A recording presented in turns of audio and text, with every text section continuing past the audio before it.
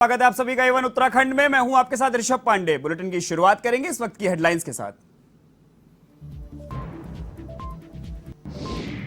उत्तराखंड में फिर गहराया बिजली संकट। छोटे और बड़े कस्बों में करीब 2 से 3 घंटे की कटौती तो इंडस्ट्रियल इलाकों में 8 से 9 घंटे की रोस्टिंग। सरकार को करोड़ों के राजस्व का नुकसान।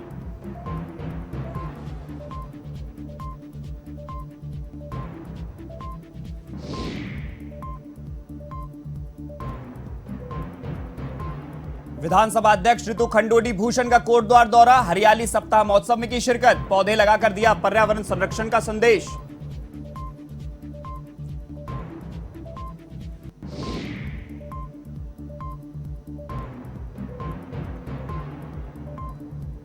उत्तराखंड में प्लास्टिक कचरे को लेकर हाईकोर्ट सख्त। राज्य सरकार को दिए 3 सप्ताह में निपटारा करने के निर्देश। उत्पादनकर्ताओं, परिवहनकर्ताओं और विक्रेताओं को पंजीकरण कराने के भी निर्देश।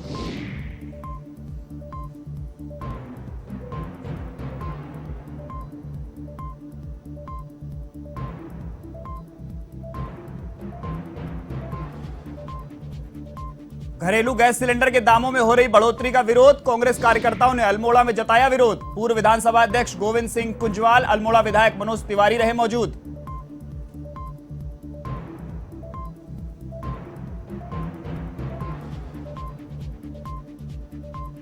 उत्तराखंड में पहाड़ से लेकर मैदान तक भारी बारिश। मलबा व बोल्डर आने से 11 स्टेट हाईवे बंद। टिहरी झील का जल स्तर बढ़ा तो पौड़ी और नैनीताल में पहली बार रेड अलर्ट जारी।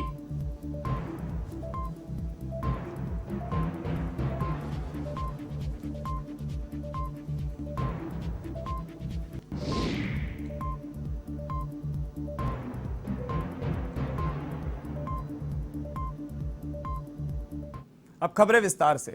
आजादी के अमृत महोत्सव पर पर्यावरण एवं वन मंत्रालय की ओर से हरियाली सप्ताह महोत्सव का आयोजन कोटद्वार में किया गया और नगर वन क्षेत्र पनियाली में वन विभाग द्वारा वृक्षारोपण कार्यक्रम भी किया गया। इस दौरान विधानसभा अध्यक्ष ऋतु खंडूडी भूषण द्वारा विभिन्न पौधे रोपित कर पर्यावरण संरक्षण का संदेश दिया गया।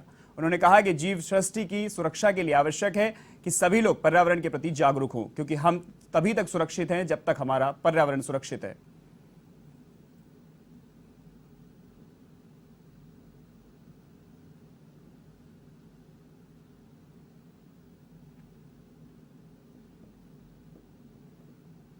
वन के अधिकारियों ने बताया कि वन नगर करके एक नया कार्यक्रम शुरू हुआ है और उसमें कोटद्वार भी चुना गया। 75 ऐसी जगह हैं भारत में जहां ये वन विहार का कार्य है।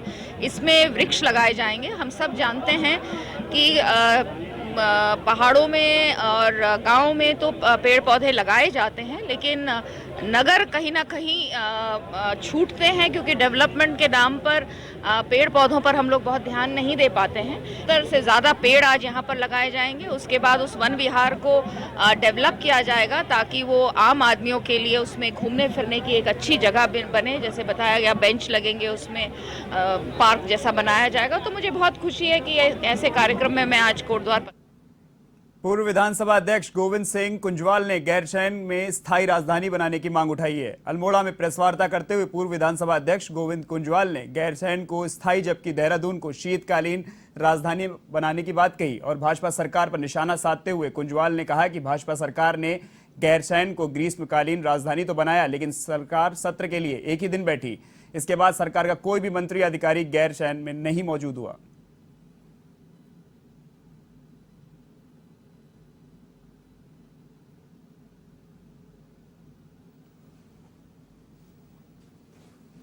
जो पिछली सरकारों ने जो निर्णय किया है, चाहे ग्रीष्मकालीन राजधानी का निर्णय किया हो, चाहे वहाँ विधान भवन बनाने का निर्णय किया हो और चीज़ों को बनाने का निर्णय किया हो, जो बन चुका है, उसकी इस वर्तमान सरकार को कोई चिंता नहीं है और उसको इग्नोर करके ऊपर पैसा बर्बाद हो, ये सरकार चाह रही है।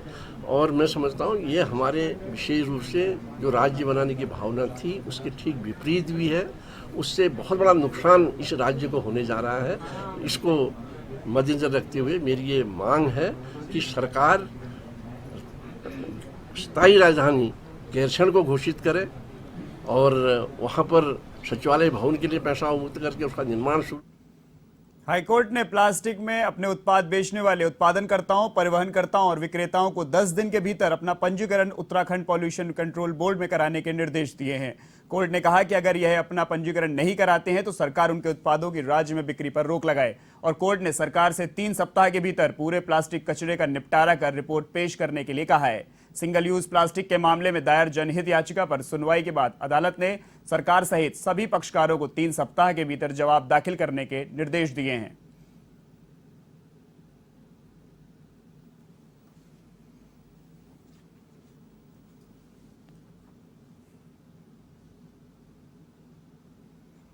घरेलू गैस सिलेंडर के दामों में लगातार हो रही बढ़ोतरी के विरोध में कांग्रेस कार्यकर्ताओं ने अल्मोड़ा में मोदी सरकार का पुतला फूका। कार्यक्रम में पूर्व विधानसभा अध्यक्ष गोविंद सिंह कुंजवाल, अल्मोड़ा विधायक मनोज तिवारी सहित कांग्रेस पदाधिकारी और कार्यकर्ता शामिल रहे। इस दौरान कांग्रेसियों ने मोदी सरकार के खिलाफ जमकर नारेबाजी की। पूर्व विधानसभा अध्यक्ष गोविंद सिंह कुंजवाल ने कहा कि मोदी सरकार के दौर में महंगाई चरम पर है। गैस सिलेंडर और आवश्यक वस्तुओं के दाम में लगातार बढ़ोतरी हो रही है, जबकि देश की अर्थव्यवस्था भी गिर रही है।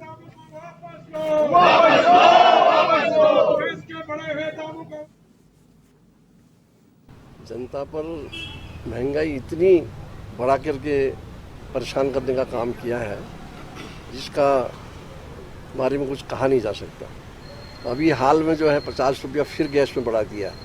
लोग वैसे ही परेशान हैं। सारी चीज़ें महंगी हैं और जितने भी काम मोदी सरकार कर रही है वो केवल देश को उलझाने का काम कर रही है।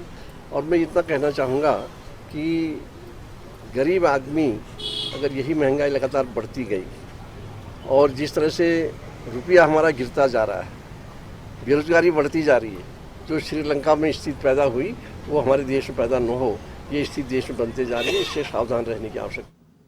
ग्वालदम कर्णप्रयाग राष्ट्रीय राजमार्ग से सटे सुनला स्थित अभ्युदय स्टोन क्रेशर के खिलाफ अब जनप्रतिनिधियों ने भी एक सुर में मोर्चा खोल दिया है और स्टोन क्रेशर के मनमाने रेट, भंडारण समेत स्टोन क्रेशर की जांच की मांग को लेकर उप जिलाधिकारी के माध्यम से जिलाधिकारी चमोली को ज्ञापन भेजा। तो वहीं दूसरी ओर उप जिलाधिकारी थराली के पास जनप्रतिनिधियों के शिकायती पत्र पहुंचने के बाद से ही भंडारण में जमा क्षमता से अधिक उपखनिज को उठाने की प्रक्रिया क्रेशर संचालक द्वारा शुरू कर दी गई है।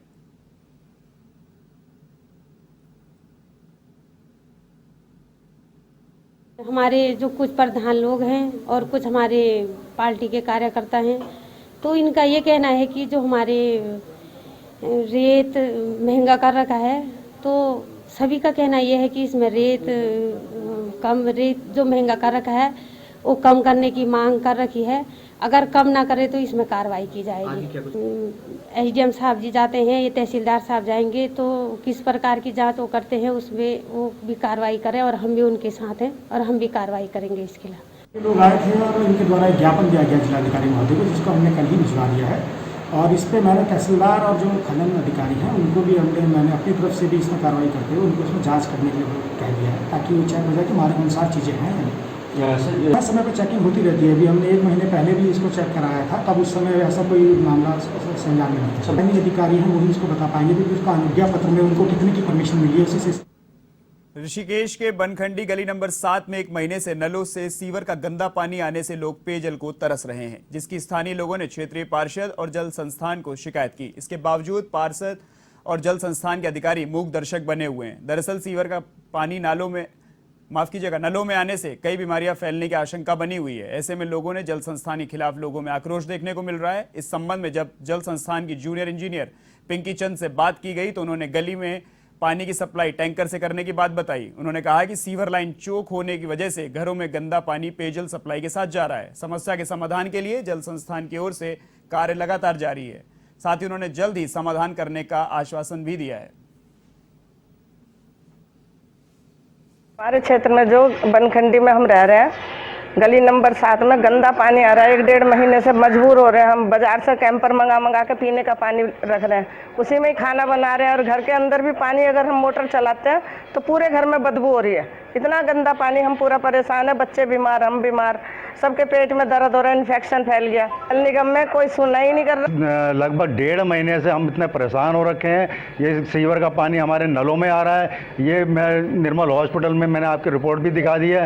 1.5 महीने से मेरे पेचेस बंद नहीं होने वाली, जिसमें मेरी बेटी भी बीमार हो रखी है। 1.5 महीने उसको भी हो गए है। और ये सीवर का पानी ये हम आपको दिखा रहे हैं, सीवर का पानी आ रहा है। हमारी ये समस्या है। तिवाड़ी के पास इसकी शिकायत करी है और सीएम पोर्टल में भी हमने इसकी कंप्लेंट डाली है। उत्तराखंड के अल्मोड़ा नगर के आसपास की 25 ग्राम पंचायतों को नगर पालिका में शामिल करने का विरोध तेज हो गया है। इसके विरोध में आक्रोशित ग्रामीणों के साथ 25 ग्राम पंचायतों के जनप्रतिनिधियों ने चौगान पाटा गांधी पार्क में विरोध प्रदर्शन किया। साथ ही मॉल रोड शिखर तिराहा होते हुए ग्रामीणों ने मुख्य बाजार में जुलूस निकाला। ग्रामीणों के मुताबिक शासन और नगर पालिका द्वारा बिना ग्रामीणों को विश्वास में लिए एक तरफा फैसला किया गया है। ग्रामीणों ने कहा कि गांव में लोग खेतीबाड़ी और पशुपालन कर किसी तरह अपना गुजारा करते हैं। ऐसे में कैसे वह नगर पालिका के विभिन्न टैक्सों को भर पाएंगे।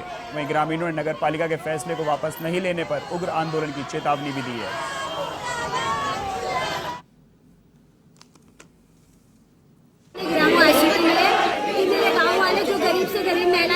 नहीं भर सकती है, कोई तो अपने गांव में रोजी रोटी के लिए काम करता है तो शाम को अपने परिवार को नहीं पाल सकता, तो गांव में टैक्स कैसे भरेगा। इसलिए मैं चाहती हूँ कि मेरा गांव हमेशा स्वतंत्र रहे। अपने आजादी के लिए हम अपना खून पसीना सब बहा देंगे, हमेशा अपने आजादी के लिए लड़ते रहेंगे। पालिका का जो प्रस्ताव है सरकार द्वारा, जो नगर पालिका को ये प्रस्ताव जो दिया गया है नगर पालिका द्वारा, इसका 25 के 25 ग्राम प्रधान 25 के 25 गाँव इसका कड़ा विरोध करते हैं। 80% हमारे गाँव में बेरोजगार हैं, अपनी आजीविका बड़ी मुश्किल से चला पाते हैं। अगर ये इस प्रस्ताव को वापस नहीं लेंगे, हम कड़ा इसका विरोध करेंगे। कल से हम चक्का जाम, विकास में तालाबंदी, होलबाग ब्लॉक में भी तालाबंदी करने का निर्णय लेंगे। जो नगर पालिका द्वारा जो शासन को यहाँ से प्रस्ताव भेजा गया है कि 25 ग्राम पंचायतों को जबरदस्ती नगर पालिका में मिलाया जा रहा है, इसी का आज हम सारे 25 के 25 ग्राम पंचायतों के जो जनसंख्या यहाँ पर अब पहुँची है, इस नगर पालिका का बड़ा सा कड़ा विरोध करते हैं। और आगे अगर नगर पालिका और प्रशासन द्वारा हमारी मांगे नहीं मानी गई तो हम उग्र आंदोलन के लिए बाध्य होंगे, जिसकी संपूर्ण जिम्मेदारी नगर पालिका प्रशासन। एक तरफ जहां उत्तराखंड स्वास्थ्य विभाग बड़े बड़े दावे कर रहा है, वहीं देहरादून का दून अस्पताल कार्मिकों की मार झेल रहा है। जब मरीज अस्पताल में पहुंचते हैं तो गाड़ियों से उन्हें उतार कर अस्पताल पहुंचाना हो या स्ट्रेचर के सहारे उन्हें वार्ड में दाखिल कराना हो, यह सारे काम मरीजों के परिजन ही करते हैं। परिजन ही मरीजों को स्ट्रेचर पर बैठाकर एक जगह से दूसरी जगह ले जाते हैं, जिससे मरीजों सहित परिजनों को अस्पताल परिसर में खासी दिक्कतों का सामना करना पड़ता है। वहीं मेडिकल सुपरिटेंडेंट केसी पंत ने कहा कि अस्पतालों में डॉक्टरों नर्सों की पर्याप्त व्यवस्था है। हमारे अस्पताल में 750 बेड भी मौजूद हैं।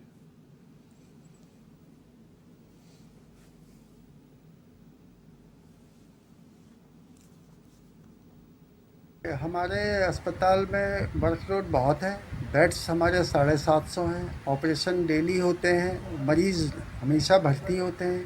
विशेष रूप से जब कोई इमरजेंसी या मौसम की वजह से या कोई अन्य रोड साइड एक्सीडेंट के केसेस आते हैं तो हमारे अस्पताल में एक तो उसकी जो पोजीशन है बहुत ही लोगों को इजीली अप्रोचेबल है और लोगों को विश्वास है हमारे अस्पताल में कि आएंगे तो उनको मदद मिलेगी।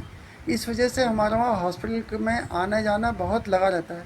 लेकिन पिछले कोरोना के बाद के समय से हमारे वहाँ क्या है कि जो हमारा रूटीन वर्क है उससे वो थोड़ा सा उसमें थोड़ी सी व्यवधान सा उत्पन्न हो गया। लेकिन अभी शासन से ये निर्देश आया है कि अब हम लोग किसी एजेंसी के माध्यम से, उपनल के माध्यम से या पीआरडी के माध्यम से जो नियमानुसार जो है उनको पुनः। हरिद्वार में आगामी त्योहार ईद उल अजहा को लेकर शांति समिति की बैठक का आयोजन हुआ, जिसमें पंचपुरी गढ़मीरपुर के विभिन्न धर्मगुरु और क्षेत्र के गणमान्य लोग हिस्सा लिया। इस बैठक में रानीपुर कोतवाली प्रभारी अमरचंद शर्मा द्वारा आवश्यक दिशा निर्देश भी दिए गए। बैठक की अध्यक्षता करते हुए कोतवाली प्रभारी निरीक्षक अमरचंद शर्मा ने कहा कि ईद का पर्व सभी के साथ मिलजुल कर खुशियों के साथ मनाएं। उन्होंने धार्मिक स्थलों पर बजने वाले लाउड स्पीकर की आवाज को सीमित रखने के भी निर्देश दिए हैं। जो मीटिंग हुई है पुलिस के साथ उसका हम पूरा समर्थन करेंगे। जैसे जैसे खुले में कोई कुर्बानी नहीं करेगा, जैसे भी होगा उसका समर्थन करेंगे हम लोग सब। ईद उल अजहा का पर्व है, इसमें जो उच्चाधिकारियों द्वारा बताए गए निर्देश और हिदायतें हैं वो हमने मीटिंग के माध्यम से जन सामान्य को बता दिया है कि जैसे कुर्बानी वगैरह के संबंध में जो सख्त हिदायतें दी गई है कि अपशिष्ट को इधर उधर नहीं फेंकेंगे, और सद्भावना के साथ त्यौहार का हम वो करेंगे, क्या कहते हैं, मनाएंगे उसे, और किसी भी प्रकार के किसी अफवाह पर ध्यान नहीं देंगे। और शासन प्रशासन की जो भी अपेक्षा हमारी इनसे हैं, स्थानीय लोगों से हैं, उसका भी पालन करेंगे, और स्थानीय लोगों को जो हमसे अपेक्षाएं हैं उसका भी हम भरपूर सहयोग दें। इधर कोटद्वार में घंटों हो रही अघोषित विद्युत कटौती से इंडस्ट्रियल एस्टेट पर इसका सबसे अधिक बुरा प्रभाव पड़ रहा है, जिसके कारण हर दिन सरकार को करोड़ों रुपए का नुकसान हो रहा है। कोटद्वार स्टील इंडस्ट्रीज के अध्यक्ष पवन अग्रवाल ने जानकारी देते हुए बताया कि प्रदेश में विद्युत विभाग की मनमानी चल रही है और अलग अलग इंडस्ट्रीज में मनमाने ढंग से रोस्टिंग की जा रही है। साथ ही उन्होंने कहा कि कोटद्वार स्टील इंडस्ट्री में 8 से 9 घंटे की रोस्टिंग की जा रही है, जिसके कारण हर दिन सरकार को भी करोड़ों रुपए के राजस्व की हानि हो रही है। एक्चुअली क्या है कि मुझे उत्तराखंड के यूपीसीएल का मैटर समझ में नहीं आ रहा है कि ठीक है, यदि उत्तराखंड में कोई पावर की शॉर्टेज है तो जितनी भी नॉन कंटिन्यूअस इंडस्ट्रीज़ हैं उत्तराखंड में, चूँकि उनका टैरिफ भी एक है तो उनकी रोस्टिंग समान रूप से की जाए। कल एमडी यूपीसीएल की मीटिंग थी ऑनलाइन, तो शायद उसमें उनको ये नहीं पता था कि इसमें स्टील फैक्ट्री वाले भी जुड़े हुए हैं, तो वो अपने आप को शो ऑफ कर रहे थे कि हम किसी इंडस्ट्रीज़ की पावर नहीं काट रहे हैं, काटते हैं तो मुश्किल से 1 घंटा काटते हैं और हमने उत्तराखंड को यहाँ पहुँचा दिया, वहाँ पहुँचा दिया। तो हमारा कहना ये है कि यदि आपके पास पावर की शॉर्टेज है तो आप जितनी भी प्रदेश में नॉन कंटिन्यूअस इंडस्ट्रीज़ हैं उन सब की रोस्टिंग समान रूप से करें। सितारगंज में 8 घंटे तक हो रही बिजली कटौती कारण उपभोक्ता त्रस्त हो गए हैं। गर्मी में उपभोक्ताओं को पानी नहीं मिल पा रहा है और उनका व्यापार भी आधा हो चुका है। इस बार एसडीएम ने अघोषित कटौती करने वाले विद्युत विभाग के अफसरों से जवाब मांगा है।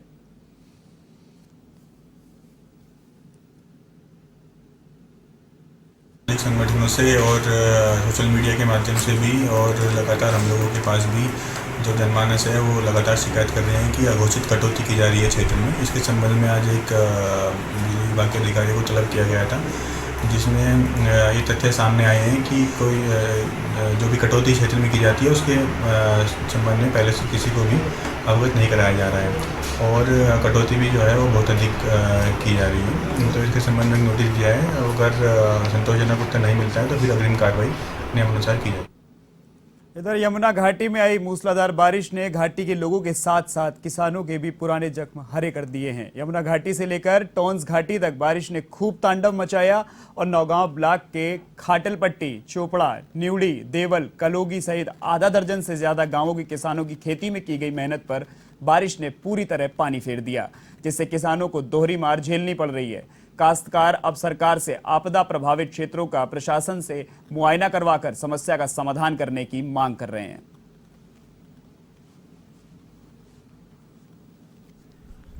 5-6 तारीख को मध्य रात्रि में हुए भारी अतिवृष्टि से जो हमारी यमुना घाटी में उससे काफ़ी सारा नुकसान हुआ। हमारे कई गांव जैसे कलोगी, धारी, हिमरोल, पालूका, खावला वगैरह गांव में बताया जा रहा है कि बादल फटने से वहां पे पूरा गधेरा आया और कई मकानों को अपने साथ क्षतिग्रस्त करते हुए आगे बढ़ा। हमारा सेब, आलू, टमाटर आदि फसल यहाँ पे बर्बाद हो रही है। तो मेरा सरकार से दरख्वास्त रहेगा कि इसका उचित मुआयना करके तुरंत रोड को सही किया।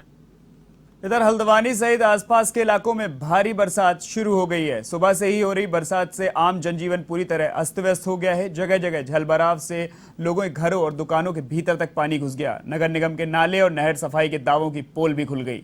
लोगों ने इस बारिश में भारी मुसीबत का सामना करना पड़ा। वहीं नैनीताल जिले में अगले 24 घंटे बहुत भारी बारिश का अलर्ट जारी किया गया है, जिसको देखते हुए जिलाधिकारी नैनीताल ने जिले के सभी स्कूलों में छुट्टी की है और बारिश के रेड अलर्ट को देखते हुए एसडीआरएफ और आपदा प्रबंधन टीम को 24 घंटे अलर्ट पर रखा गया है। देखिए, पानी जो अभी तेजी से आया है उसमें कई दमोडुंगा क्षेत्र है और पंचक्की चौराहा है, गोरखपुर मल्ला है, बद्रीपुरा कॉलोनी है। इन सब क्षेत्रों में बहुत जलभराव हो गया है। काफ़ी लोगों के घरों में पानी घुस गया है। नैनीताल रोड पे अभी एक कार फंस गई थी बहाव में, उसमें बच्चे और महिलाएं थी, उनको अभी निकाला गया है, रेस्क्यू किया गया है। इसके अलावा लगातार हम लोग दौरा कर रहे हैं, देख रहे हैं कहाँ कहाँ पे दिक्कत है। एक आध जगह दीवार तोड़वाने की जरूरत हुई, वहाँ दीवार भी तोड़वाई गई है। तो लगातार टीम सक्रिय है और देख रही है कहाँ कहाँ भी जल भराव, उसके लिए क्या क्या आवश्यक उपाय किए जा सकते हैं वो किए जा रहे हैं। लगातार क्षेत्र में बने रहें, कहीं किसी भी विभाग की आवश्यकता हो, उस विभाग का सहयोग लेकर जो भी तत्काल कार्य कराए जाने हो, राहत पहुँचाई जानी है, उसको राहत।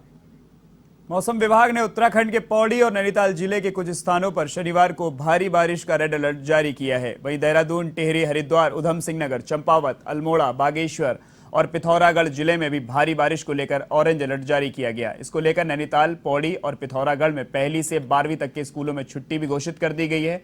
मौसम निदेशक विक्रम सिंह ने बताया कि लोगों को विशेष एहतियात बरतने की जरूरत है। साथ ही देहरादून में भी मध्यम बारिश का अनुमान लगाया गया है।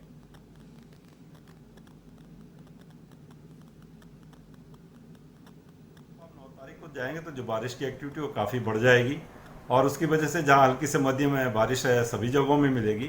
उसके साथ साथ आप देखेंगे जो भारी से बहुत भारी बारिश है वो कुछ जगहों में जो हमारे खासकर 2 डिस्ट्रिक्ट हैं जिसमें कि पौड़ी और नैनीताल की अगर बात करें तो इनमें ही कुछ जगहों तक भारी से बहुत भारी बारिश मिलने वाली है। और साथ ही जो अत्यधिक भारी है कि 21 सेंटीमीटर या उससे भी ज़्यादा रेनफॉल जो है 24 आवर्स के ड्यूरेशन में मिलने वाला है। तो उसमें ये दोनों डिस्ट्रिक्ट जो है नैनीताल और पौड़ी जो है ये रहेंगे। जो रास्ते हैं वो बंद हो सकते हैं, लैंडस्लाइड होगा और बोल्डर्स वगैरह गिरना। तो जो मूवमेंट है लोग अगर संभव हो तो अवॉइड करें। ये 2 डिस्ट्रिक्ट के खासकर मैं बात करूं और बहुत ज़रूरी हो तो फिर काफ़ी सावधानी के साथ जो है मूवमेंट करें। इस बुलेटिन में फिलहाल के लिए इतना ही। देश और दुनिया की तमाम खबरों के लिए देखते रहिए A1 TV। नमस्कार।